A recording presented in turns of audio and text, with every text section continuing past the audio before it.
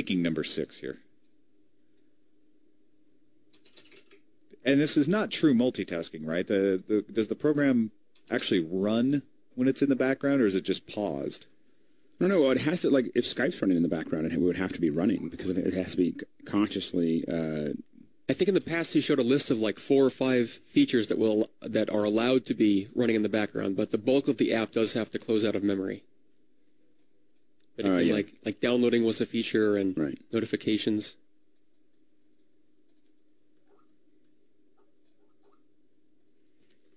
This is apparently back. Someone said in the chat room.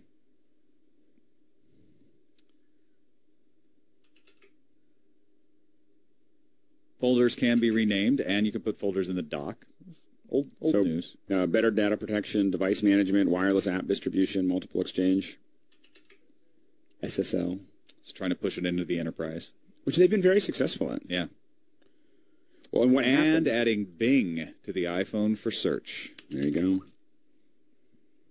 Google stays as the default, but now you have another choice. Yeah. And Bing is really nice, actually. Have you used Bing Travel? I haven't. The one that you want. I don't know what that was. The travel search on Bing is awesome because you can say, I'm going from San Francisco to Toronto, and it'll give you a graph of when the cheapest date. You can give it like your thing. Oh, that's nice. A little graph of where the cheapest over days. Netflix knows what I like based on my tastes and my viewing history. For example, you can see that I enjoy British crime movies. We were going to try to keep it clean today. All right, well then, maybe it would be safe to show off the fact that you can access... Not sure what that was. That doesn't really sound like it's the same. But, Tom, I think that was the link that you showed me, wasn't it? Are you able to see it on your computer? I don't know. Let me look. We're trying to scramble around. If you've got a good link, put it in the chat room for Eric to grab. Let's see if we can bring back some audio for you. Developers will get a Golden Master candidate release of iOS 4 today. It's interesting that we have Bing coming to the iPhone as a choice, but we don't lose Google. And Google stays the default. Baby steps. And over 3G as well. In fact, Apple's technology allows us to seamlessly switch between networks. You're going to get a great... This is back at the beginning, I think. Mm.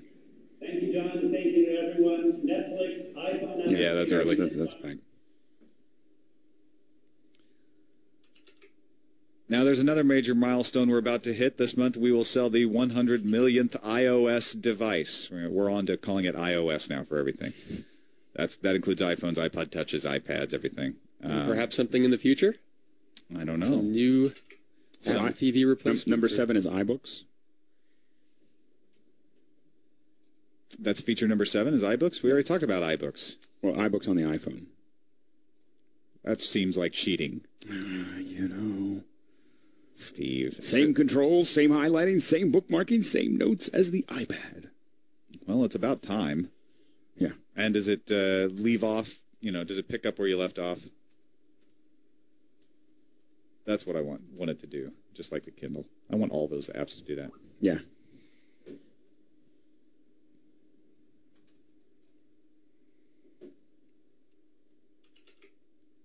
Let me ping that for you. So, yeah, they're showing the Winnie the Pooh app or book on the iPhone. Looks really good when it's huge like that. Did you see Dane's note just now? Same controls, same highlighting, yeah, that's all the same stuff. And also coming to the iPod Touch. Good point. If you're an iPod Touch user, you're going to get iBooks, which I think is a good move. A lot of people will use that on the iPod Touch. I still think one of the things that we really need to be seeing more of from Apple is developer tools for content for the iPad and the iPhone. I mean, I think that, that right now is very painful. Across all 3 devices, wirelessly, you can purchase and download a book. Well, we kind of figured that would be the case. Download the same book to all devices at no extra charge. That's good. So it works like the Kindle in that way.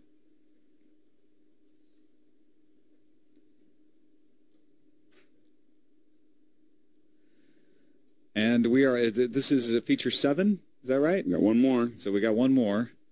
And I don't know if there's one more thing. And we were thinking. What was it? We were thinking. We haven't touched on yet. I think levitation.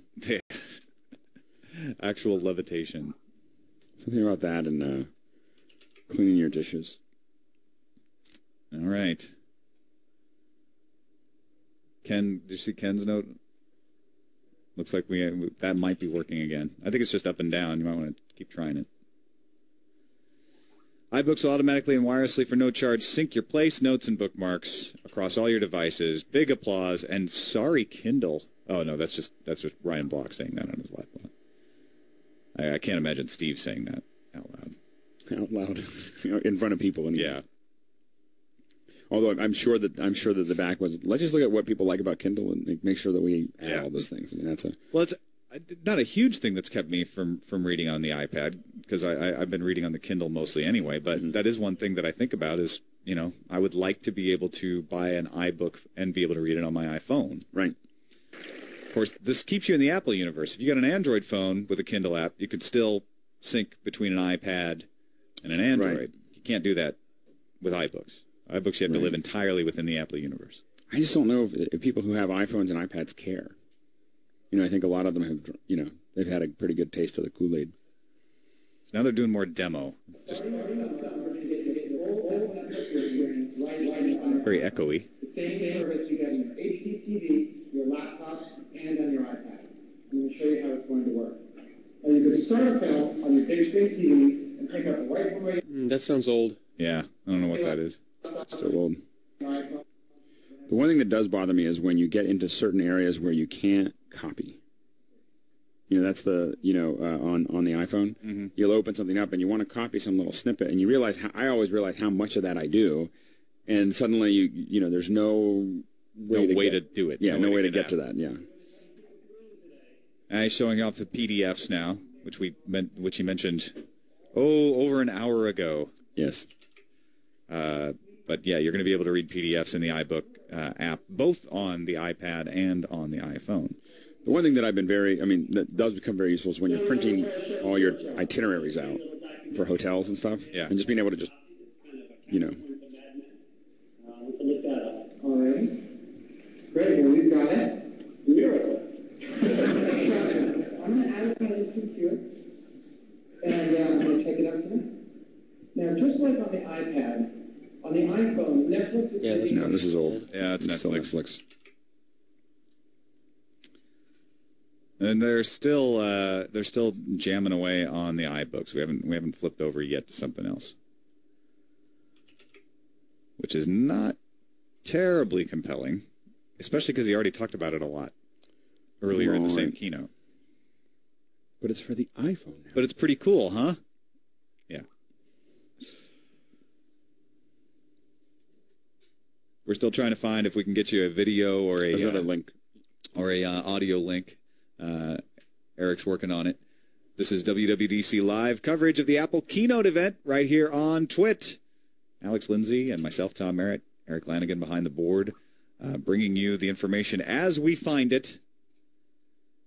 And right now, they're going through the 7th of 8 features of the new iPhone 4. If you haven't heard, that's the new device, iPhone 4. iOS 4 is the new name of the iPhone OS. No, they took the phone out of it. Number 8. What's number 8? iAds. Oh, really? That's kind of disappointing, actually. Wah, wah. Yeah. So now we're going to get a long dissertation about advertising. That's lovely. No front-facing camera. No, it is. I think. No, it has a front-facing camera. They mentioned it earlier. Wait, what? Yeah. How did I miss that? That was. Oh, that is so last hour. You're kidding. Is it? Yeah, it was just. That's so 10 a.m. Did they show video chat? No, they didn't show video chat. No, they just said that they got the camera. Yeah.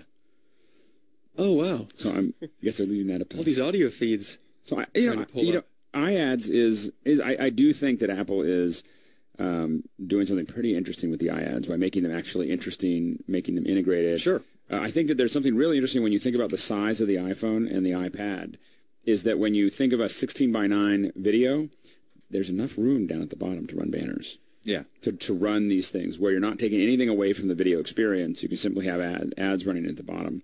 And I think that that's going to, I'm surprised